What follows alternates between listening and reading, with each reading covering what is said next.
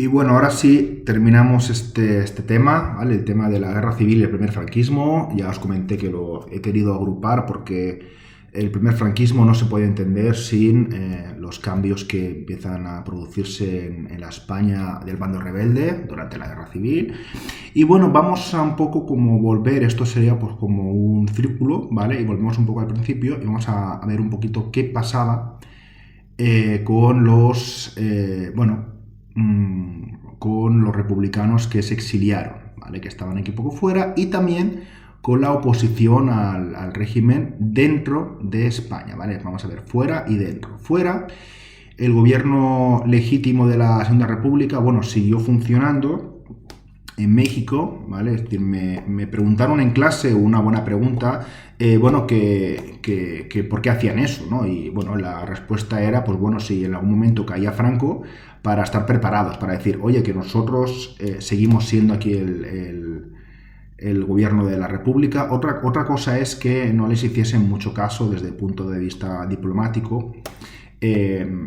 México sí que les brindó apoyo hasta el final, pero hay que tener en cuenta que era una oposición muy dividida, ¿vale? Es decir, por un lado en México estaba Izquierda Republicana, el PSOE, otros partidos minoritarios como los partidos galleguistas, por ejemplo. El Partido Comunista, por su parte, pues estaba más ligado a Moscú, a la Unión Soviética, y seguía un poco las directrices de lo que se dictaba allí, o sea, primero con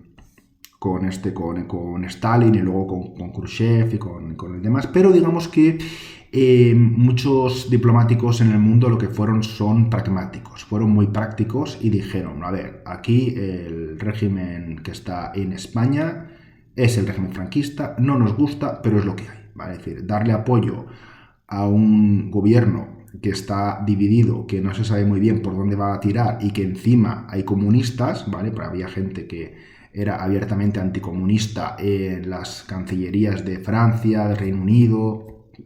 Entonces, pues había gente como que no veía claro esto, ¿no?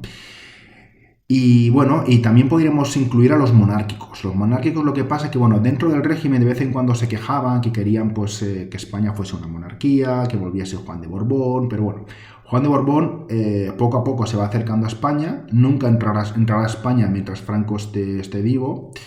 Fija su residencia en Estoril y bueno, y ahí tiene pues bueno, un grupo de colaboradores. Está por ejemplo Gil Robles, el mítico quizás es demasiado, un poco el histórico dirigente de la CEDA, por ejemplo. Y los monárquicos, pues bueno, también van a intentar hacer como su juego, se van incluso a acercar a los socialistas, van a intentar, pues eso, pues plantear como la vuelta a una restauración, ¿vale? Pero nada. ¿Qué pasa en el interior? Bueno, en el interior hay sucesos en los que, bueno, intentan un poco desestabilizar el régimen. Tenemos el Maquis, que es una guerrilla formada básicamente por comunistas, aunque también hay socialistas y anarquistas, y es como, bueno, gente que tuvo lucha en el campo y lucha también en las ciudades, a través, bueno, de bombas, a través de, bueno, de acciones como por ejemplo matar a guardias civiles, a gente de Falange, por ejemplo. Estas acciones, como he leído en el libro que estoy disfrutando, el de Nicolás Esma, España ni una, ni grande ni libre, pues comentaba que, bueno, que estas acciones no eran bien vistas un poco por los países occidentales, porque veían que era como que se volvió un poco al terrorismo anarquista de principios del siglo XX y todo esto. Entonces, pues bueno, digamos que tampoco consiguieron desestabilizar el régimen, sino todo lo contrario. O sea, fueron años por ejemplo, los años entre el 48 y el 50 fueron años de una gran represión a toda la gente del interior que conseguían pillar, sobre todo en el ámbito comunista. Y esto hizo que el Partido Comunista pues cambiase un poco su estrategia y pasase, pues bueno, de unas acciones más directas a intentar infiltrarse dentro de las estructuras del régimen, pero bueno, esto ya lo explicaremos en el tema 6.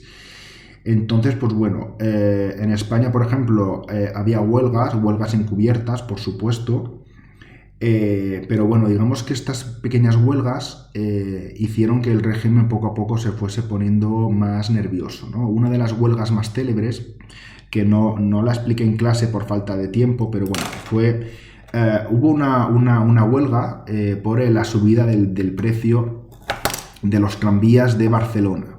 Y esta huelga básicamente, bueno, se repartieron octavillas en las que se decía que básicamente porque la gente fuese a caminar a pie, ¿no? Y era como hubo también pues algunos gritos, algunas manifestaciones y tal.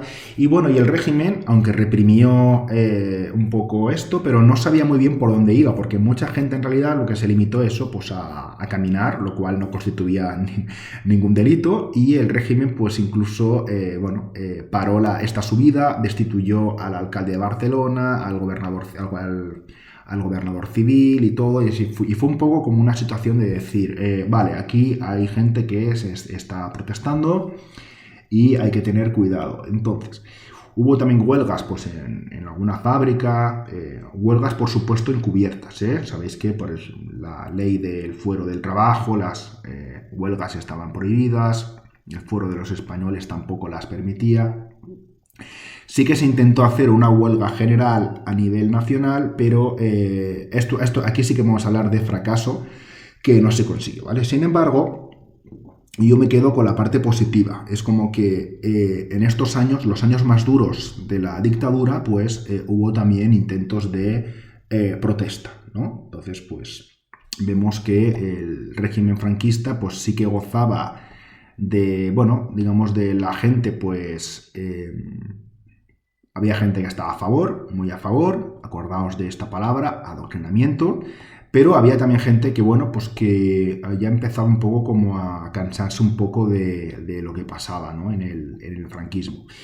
Un ejemplo de esto es las huelgas universitarias del año 56, ¿vale? También fueron promovidas por gente incluso de clase alta, ¿eh? La gente que iba a la universidad en esta época, pues era gente que se lo podía permitir, y hubo algunas huelgas que provocaron que, si estáis viendo esto por el YouTube, el diario Arriba, que era el órgano oficial de Falange, dice: el gobierno usará del rigor de la ley contra quienes directo o indirectamente perturben el orden, la paz y la unidad. Se suspende la vigencia de los artículos 14 y 18 del Fuero de los Españoles relativos a la detención y el confinamiento, ¿vale? Lo que viene a decir es que, bueno, si antes había como un límite de detención de 72 horas, pues ahora podían detener a quien quisiesen, ¿no? Y ya sabéis que cuando te detenían, pues estaba aparejada un poco la tortura, lógicamente. Entonces, pues este año 56 como que descolocó al régimen, ¿vale? Porque por un lado tenemos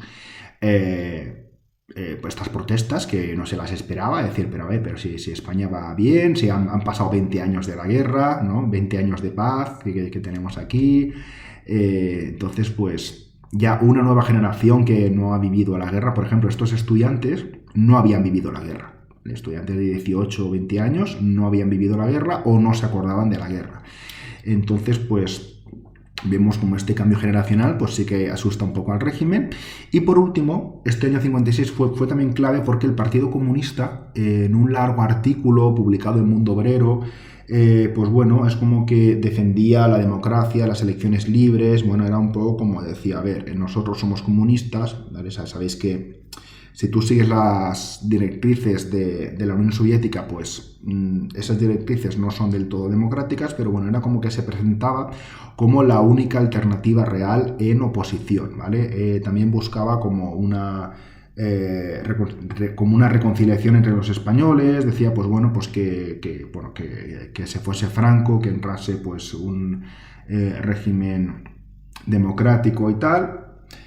Y entonces, pues bueno, digamos que se presentaba así un poco pues como el principal partido que iba a dar guerra, porque evidentemente no renunciaba a luchar contra el franquismo. Ya veremos de qué forma luchó contra el franquismo, pero esto ya lo dejamos en el siguiente tema, ¿vale? Por tanto, vemos las dos primeras décadas de franquismo en España, pues vemos que consiguen salir de una situación digamos, delicada en el plano internacional. En el plano económico no hemos hablado, pero bueno, poco a poco se va recuperando. Es decir, en el año 52 es cuando ya vuelve a alcanzar los límites los valores económicos del PIB en el año 36, es decir, que vuelve un poco a ponerse a la altura de la España sin guerra. A partir de ahora, no hemos hablado mucho, pero a partir de ahora es cuando se va a poner en marcha la nueva economía, los planes de estabilización, los planes de desarrollo, eso lo veremos al principio del tema 6. Y sin embargo, vemos que bueno, el régimen está consolidado, pero sí que hay elementos de protesta, elementos que, bueno, que consideran que el franquismo pues, tiene así como algunos agujerillos en los que meter pues eso, protestas, huelgas y cuestiones que pueden perturbar la aparente paz de un régimen que todavía iba a durar bastante, iba a durar hasta el año 75. Y con esto pues terminamos el tema 5 y ya está, ¿vale? Luego ya pondré los otros podcasts, ¿vale? Ya terminamos todo este tema, ¿vale? Este recorrido de siglo XIX y siglo XX a través de la historia de España. Venga, un abrazo muy grande y nos vemos. Hasta luego.